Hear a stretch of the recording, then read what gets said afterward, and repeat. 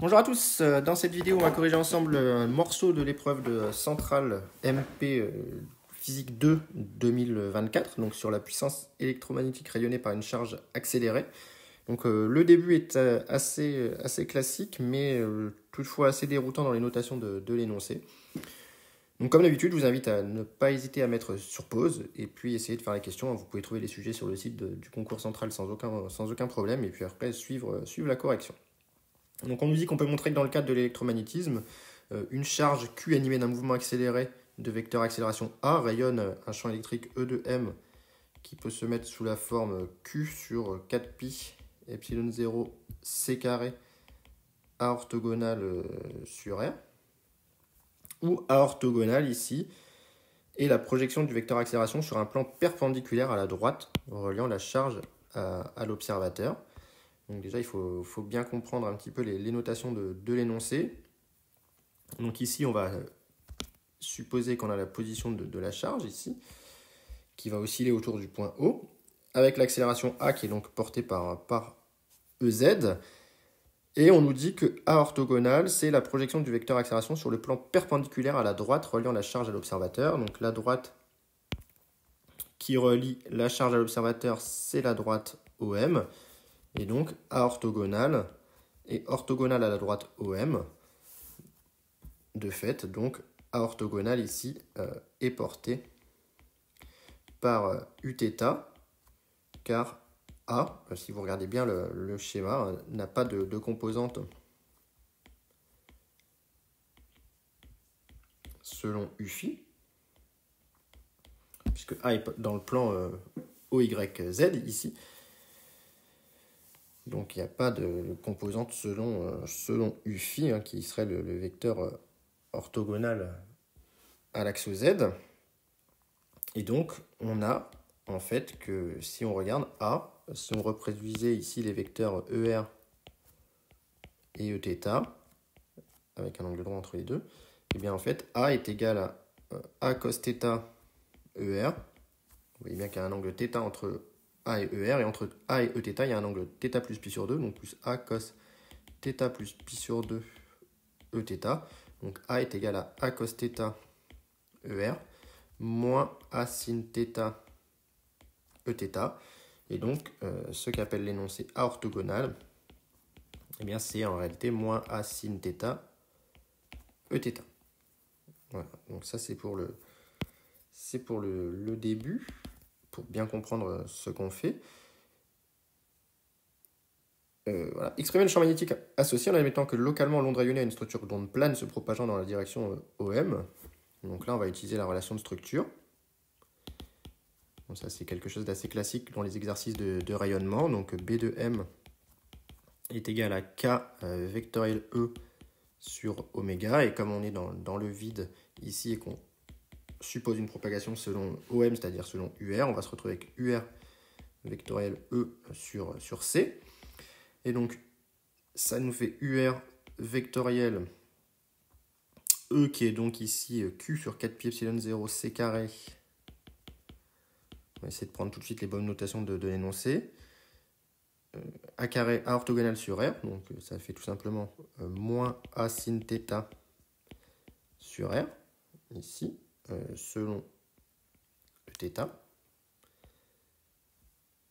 sur oméga, sur C, pardon. Voilà, et donc ça va nous faire ici Q sur 4pi epsilon 0 C cube, avec le R ici qui va arriver, fois A sin θ, et UR vectoriel du θ, ça fait Uφ, donc il va y avoir un moins Uφ. Je vais essayer de les noter Eφ, alors dans l'énoncé, on les note ici U. On va essayer de garder les notations de l'énoncé. Voilà, donc ça c'est pour le champ B de M que j'obtiens. Donc moins Q A sin θ. Ici, Uφ sur 4pi epsilon 0 C cube fois R. Très bien. Donner l'expression du vecteur de Poynting. Donc ici, le vecteur de Poynting, il est noté dans cet énoncé, on va le noter pi comme souvent. Donc pi c'est égal à E vectoriel B sur mu0. Et donc on rappelle que l'intégrale du vecteur de pointing à travers une surface orientée ici par un vecteur n, on a que l'intégrale sur la surface de pointing scalaire ds correspond, et la puissance rayonnée par le champ électromagnétique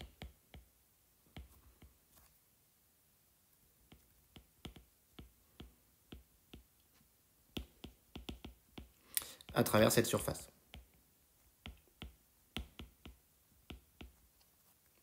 Ici, le pointing, il est n'importe où, hein, ici. Donc, voilà, la puissance ici sur l'intégrale du pointing à travers une surface ici ouverte ou fermée, hein, ça dépend si on veut la puissance totale ou la puissance ici délimitée par un contour ici. Donc ça, c'est la puissance rayonnée par le champ électromagnétique à travers cette surface. Donc le pointing, finalement, pi, la norme de pi, hein, correspond à une puissance surfacique rayonnée. Une puissance rayonnée par unité de surface.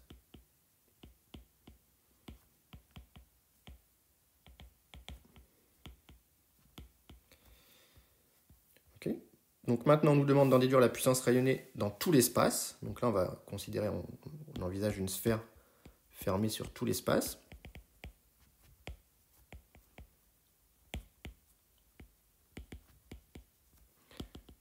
Donc là, je suis sur une surface fermée, qui ferme tout l'espace, donc de rayon R qui tend vers l'infini, finalement. Et donc la puissance totale rayonnée, c'est ce qu'on me demande de calculer, la puissance rayonnée totale, c'est donc l'intégrale sur cette surface fermée de pointing scalaire ds, ici.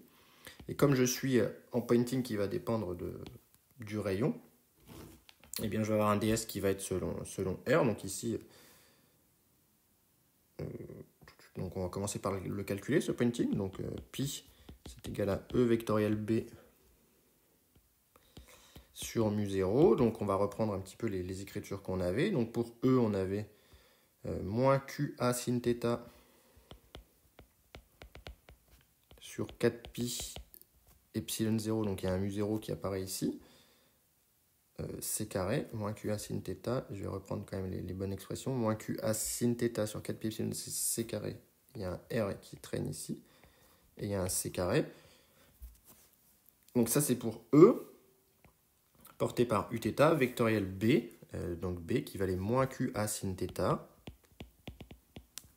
il n'y avait pas de moins, pour si un moins QA sin θ sur 4pi epsilon 0 c cube fois R selon UFI.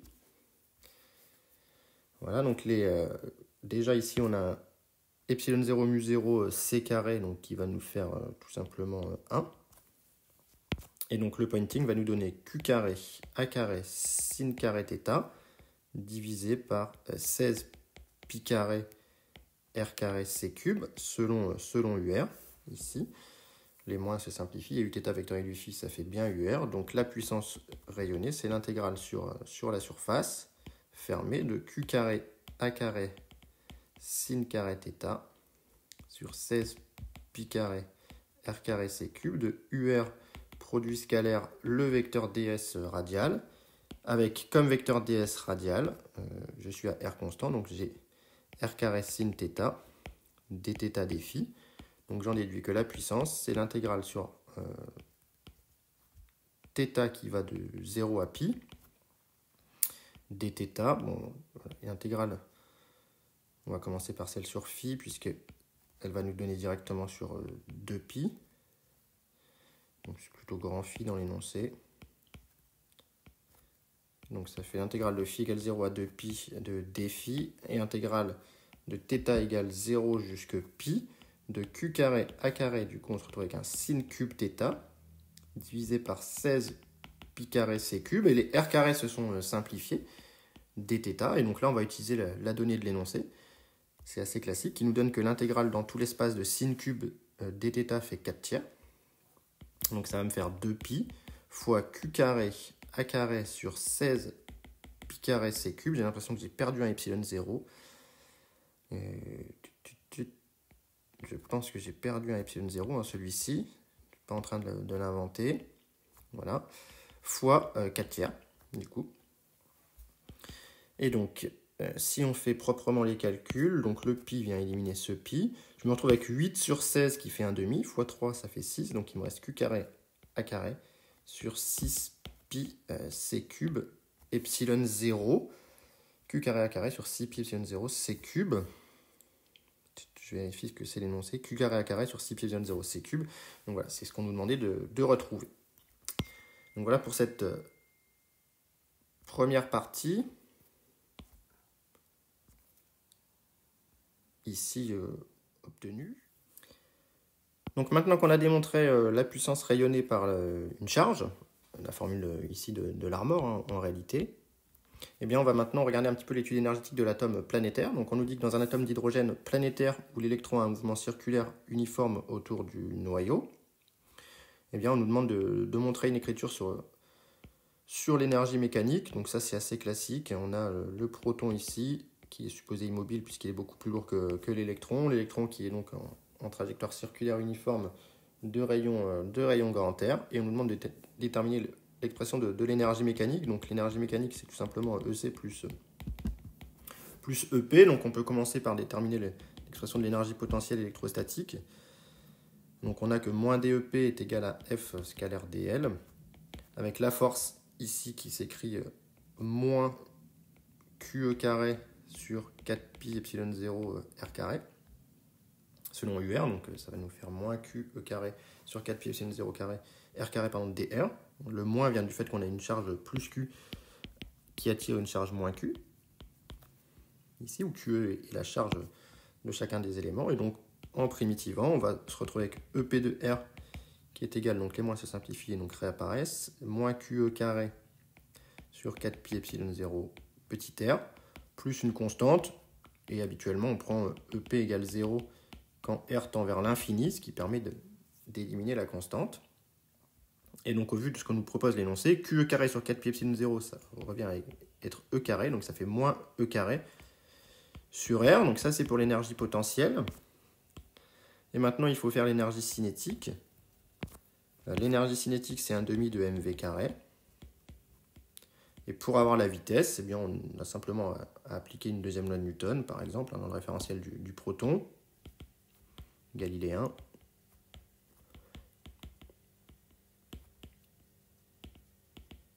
Et donc dans ce cas-là, en écrivant une deuxième loi de Newton dans le référentiel du proton, on va se retrouver avec la masse fois l'accélération qui est égale à la charge de l'électron fois le champ E. Et pour aller plus vite, on peut passer en freiné et on va se retrouver avec mv carré sur R directement, qui est égal à donc le moins. Ici, bon, il faudrait directement le projeter proprement, donc ça va faire QE carré sur 4 pi epsilon 0 R carré.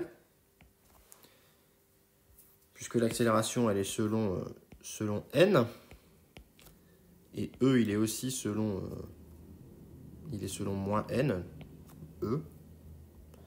Je rappelle que dans ce cas-là, si l'électron tourne dans ce sens-là, on aurait le vecteur tangent dans la base de Freinet, le vecteur normal qui est ici, et le champ E créé par le proton qui, lui, serait comme cela.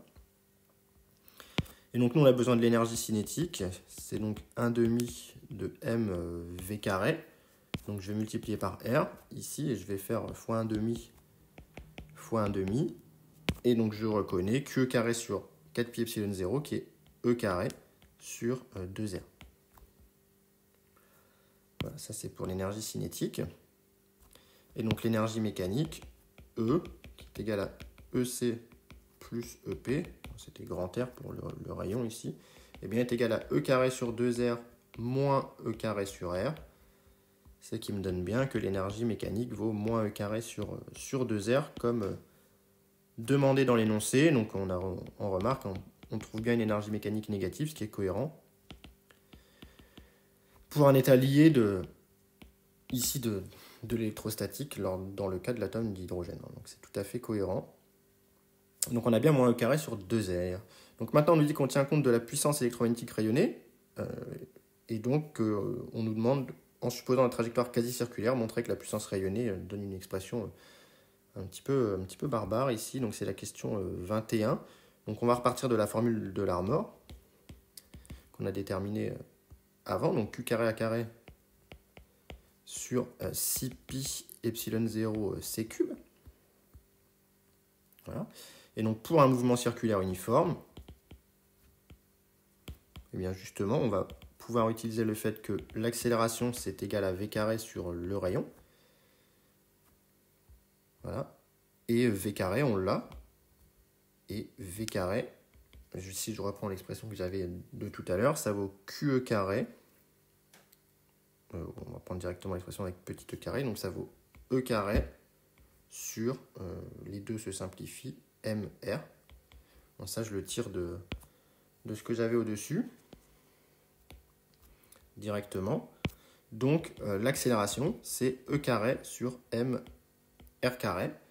Et donc, j'en déduis que la puissance, c'est égal à Q carré, Q carré, du coup, la charge, fois A carré, donc E carré sur MR carré. Ça, c'est l'accélération, donc il faut le mettre à la puissance 2. Donc, E4 sur M carré R4, divisé par 6pi epsilon 0 c cube. Et donc là, je vais multiplier par 4 sur 4. Pourquoi? Parce que je vais encore pouvoir faire apparaître E carré avec Q carré sur 4pi epsilon 0, qui est posé égal à E carré dans l'énoncé. Donc on en déduit que la puissance est égale, je me retrouve avec 4 E6, puisque j'ai E4 fois E2, 4 E6 sur le 6, il reste 6 M2 R4 C cube, ou encore en divisant par 2, 2 E6 sur 3 M2 R4 C cube. Alors, on vérifie que c'est ce qui est demandé dans l'énoncé. 2 E6 sur 3 M2 C cube R4. Eh bien, c'est bon. On a la bonne expression de P. Et donc, on attaque les trois dernières questions. Donc, je vais les recopier un petit peu plus bas pour éviter de devoir jongler à chaque fois avec l'énoncé. Donc, en déduire que le rayon moyen obéit à une équation différentielle. Ça, c'est une méthode assez classique, mais si on ne l'a jamais fait, ce n'est pas tout à fait évident.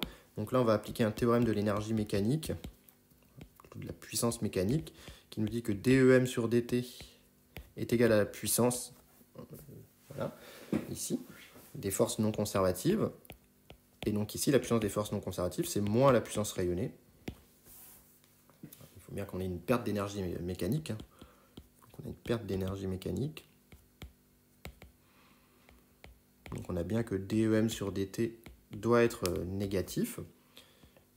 Or, DEM sur DT, eh bien c'est D sur DT de moins E carré sur 2R. Expression qu'on a déterminée tout à l'heure, puisqu'on admet que la trajectoire reste quasi circulaire. Et donc quand je dérive ça par rapport au temps, eh bien c'est pareil que de dériver d'abord par rapport au rayon. Donc la dérivée de 1 sur R, ça fait moins 1 sur R carré, donc ça va me faire E carré sur 2R carré, dr sur dt. Donc j'en déduis que E carré sur 2R carré, dr sur dt, est égal à moins la puissance rayonnée, donc moins 2 E6 sur 3 M carré R4 C cube.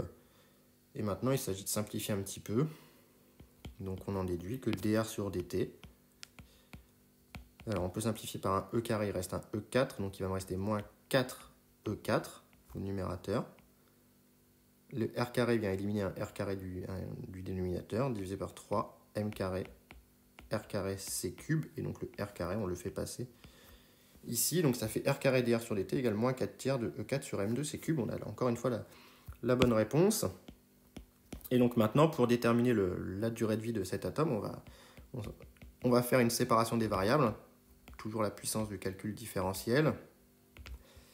Et donc on se retrouve avec R carré dr égale à moins 4 E4 sur 3 M2 C cube dt. Et ensuite, on primitive. On va intégrer même, puisqu'on veut la durée de vie, donc on intègre entre, eh bien pour les rayons, le rayon initial, A0, entre A0 et 0 pour R, et entre 0 et tau pour T, hein, qui est la durée de vie de l'atome. Donc R carré dr entre A0 et 0 égale moins 4 E4 sur 3 M2C cube, intégrale entre 0 et tau de dt.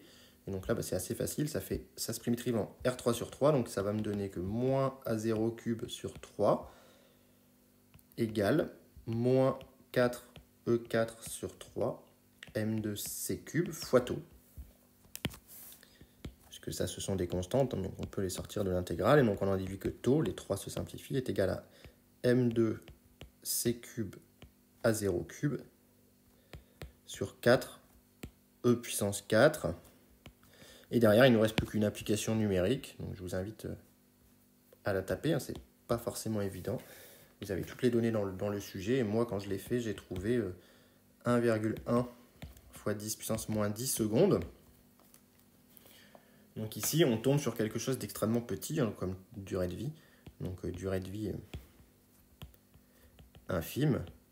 Donc le modèle planétaire n'est pas stable.